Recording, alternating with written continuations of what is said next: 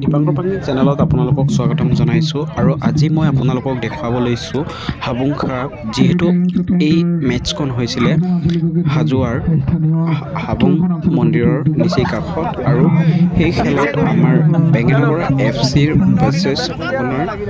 নপমুৱাৰ মাজত খেলখন হৈছিলে তাতে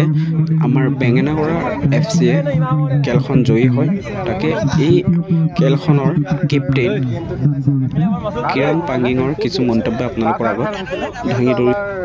যদি ভিডিঅ'টো চাই ভাল লাগে তেন্তে লাইক সাবস্ক্ৰাইব আৰু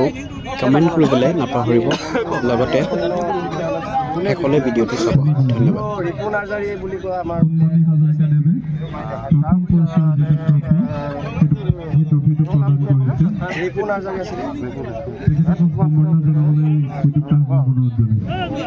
একমাত্ৰ বুজাই হ'ল এটা কেনেকুৱা লাগিছে ভালে লাগিছে আৰু গেম নপমুৱা দলটো আমাৰ মাছখোৱা হয় আমাৰ খেলখন হাবুং যিখন খেল কেইখন খেল খেলিছে আমি প্ৰায় 4খন গেম খেলিছোঁ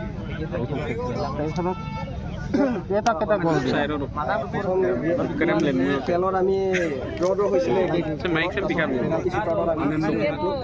তাৰপিছত 2-0 ব্যৱধানত জিকিছিলোঁ তাৰপিছত ছেমি ফাইনেলটো 1-0 গ'লতে জিকিছিলোঁ 2-0